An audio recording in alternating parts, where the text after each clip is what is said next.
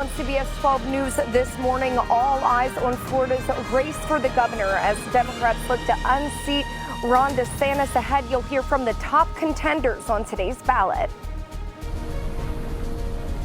Plus, the race for Florida's 21st district is heating up. Next, we introduce you to the candidates trying to unseat Brian Mast.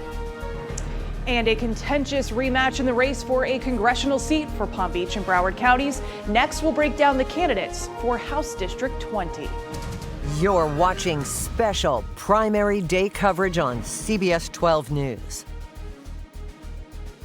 Hey, good morning to you. Thanks for joining us this morning on Primary Day. As a reminder, Palm Beach County schools closed for Election Day today. I'm Matt Lincoln. And I'm Sam Kerrigan. We have a very busy morning. We're going to help you get ready to cast your vote at the polls today. Before that, though, let's take a quick look at your Election Day forecast. Here's meteorologist Lauren Leske. It'll be hot and humid, but that should come as no surprise to anybody. This is a look at our water vapor imagery over the next few days, and it is increasing as an upper level low.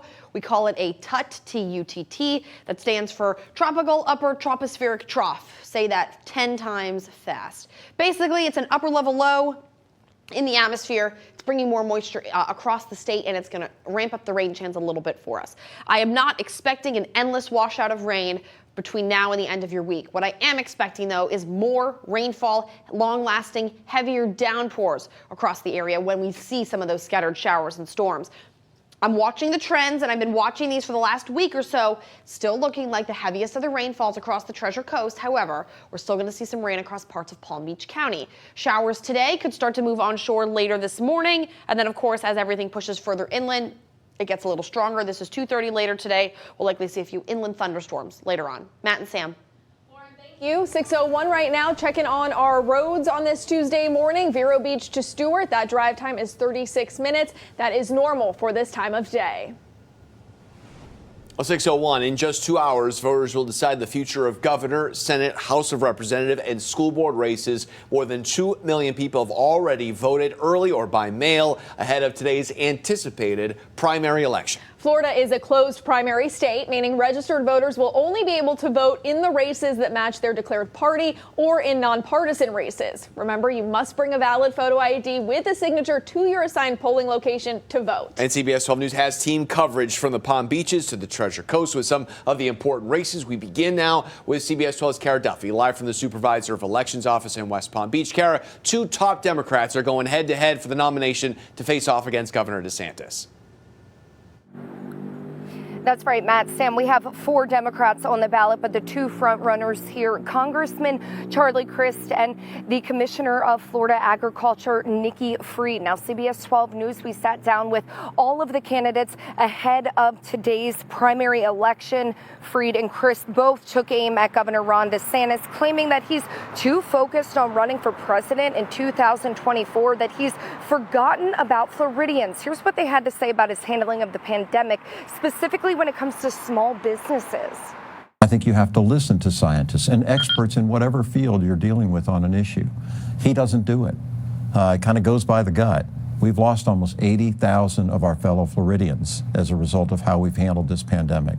That's bad. That's not a good record. You know, something that I came out and said, look, if a business wants to make the decision to have their own employees and their customers, whether it was masks or with vaccines, that should always be a business decision. What this governor has done is taken away a lot of our opportunities for free market. Fried also criticized Crist for switching parties, claiming that he isn't a true Democrat. Crist is a former Republican who was elected GOP governor back in the 2006 election. The third candidate on the ballot, one who hasn't gained nearly as much traction as these 2 frontrunners, Robert Willis, an ordained minister and teacher. The fourth candidate, Candace Daniel, she did not speak with us, and you can hear all of the full interviews, including the one with Robert Willis, on our website, CBS12.com. Matt, Sam, back to you. Kara, thank you. Democrats are also looking to unseat Republican Senator Marco Rubio. Congresswoman Val Demings from Orlando is the frontrunner to win the primary nomination. A poll from the University of North Florida shows she is gaining popularity with 48% over Senator Rubio with 44%. Right now, Democrats control Congress, but gaining one seat by the Republicans would give them the majority. That means every Senate race this fall could have implications for the balance of power. On the Treasure Coast, Republican Congressman Brian Mast is seeking re-election for the House of Representatives. Right now, he represents District 18, but in this year's congressional redistricting, that became District 21. Now, data shows 98% of the district remains the same. You see it covers parts of St. Lucie, Martin, and Palm Beach County. A purplish red here is everything that remains the same. The blue areas you see just a little bit there are what's different here going into this election. Now, our Stephanie Valderrama picks up our team coverage right now, live from the Martin County Supervisor of Elections Office in Stewart. Stephanie, Representative Mast is facing off against 3 Republican challengers. Tell us more about this race. Yes, good morning, Matt. Like you said, a big race we are keeping a close eye on today. Also, like you mentioned, Brian Mast does want to continue to represent this area, but there's 3 people vying to unseat him, and we are introducing you to those candidates this morning. Take a look. The first one is Melissa Martz, a homeschooling mother from Loxahatchee who studied law at Nova Southeastern University. Melissa was among the first to sue Palm Beach County for what she refers to as the unconstitutional mask mandate. She supports a minimalist government and is running on protecting the Second Amendment. Next, we have Jeffrey Bongiorno. He is a former law enforcement officer, businessman, and conservative constitutionalist. One of his main policies is fighting for election integrity. Now, according to his website, he believes the Democratic Party is trying to rig elections and pack the court. The third candidate is Lubovo Skrvic, a dual citizen of Canada and the U.S., a medical doctor, professor, and author. Now, he is running on a platform of free school for all high school students that enroll in vocational school for fields like electrician, construction, and even graphic design. And he also wants to reduce crime and drug abuse. Now, as you might recall, Brian Mast has supported many conservation efforts here in our area. Now, he did vote to overturn the election in Arizona and Pennsylvania, saying that he believes it was stolen. He also, in an interview with the TC Palm, did say he believes Roe v. Wade is unconstitutional. Of course, we're going to be keeping a close eye on things here in Martin County. I'll send it back to you in the studio. Stephanie, thank you. We are also following a rematch in Florida's 20th congressional district, which covers Palm Beach and Broward counties. Yeah, you may remember this one came right down to the wire when Sheila Sherflis McCormick beat former Broward County Mayor Dale Holness last year by just 5 votes. That was enough to eventually claim the seat left vacant by the late Alcee Hastings, who passed away of pancreatic cancer. Our team coverage is continuing now with our Danielle DeRoss at the live desk. Danielle, a lot at stake in this race. Yeah, Matt and Sam, we're talking about House District 20, which we can show you on the map right here. So this is the district in question. It goes up to West Palm Beach, it goes west to the Glades, down to Broward County, and as you can see, a very blue part of this map. So it leans extremely Democratic. That means whoever wins the primary today is the likely winner of the general election, getting that seat in Congress. So these are the Democratic nominees on the ballot. Anika Omfroy, she's a state representative from Broward County. Dale Holness is the former mayor of Broward County, and Sheila Sherflis McCormick is the incumbent. She's a former healthcare executive. This is the rematch of the special election held just a few months ago, where McCormick barely beat Holness, just a few votes. The campaign is even more contentious this time around, with McCormick suing Holness for libel based on his political attacks against her. Now, there is a Republican running for this seat, Drew Montez Clark. He is running unopposed. Matt and Sam.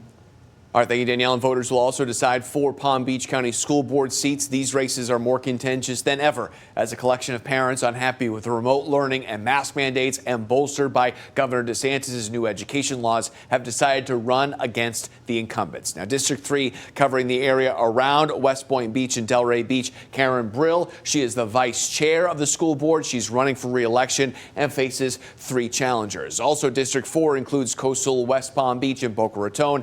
Erica Whitfield Whitfield is running for re-election against Angelique Contreras, who, as we've reported, was at the January 6th rally for President Trump in Washington, D.C. District 6 includes the area of Royal Palm Beach, Wellington, and the Glades. Marcia Andrews, who has represented the district for more than 2 decades, is up for re-election and faces 4 challengers. In District 7, that's the area around West Palm Beach and Riviera Beach, is currently represented by Dr. Deborah Robinson. She is stepping down after 22 years. Running to replace her are Edwin Ferguson, a lawyer and former teacher, Christopher Persaud, who is a teacher who made headlines for refusing to wear masks at schools, and Corey Michael Smith, a father, attorney, and former counsel for the school district. Again, school board seats are not affiliated with a political party. Now, CBS 12 News has a voter guide, full interviews with some of these school board candidates, along with interviews with gubernatorial and Senate candidates. You can find them right now on CBS12.com under the Decision 2022 tab. It is 6:10 right now. Attorneys representing former President Donald Trump filed a federal lawsuit in response to the search of Mar-a-Lago. How this could hurt the investigation moving forward. And lawyers for the Parkland shooter begin to mount his defense. One of his family members with a checkered past herself takes a stand. And before we head to break, here is a live look in Juno Beach as the sun is just starting to peek out this morning. Don't go anywhere. We've got much more CBS 12 News coming up right after this break.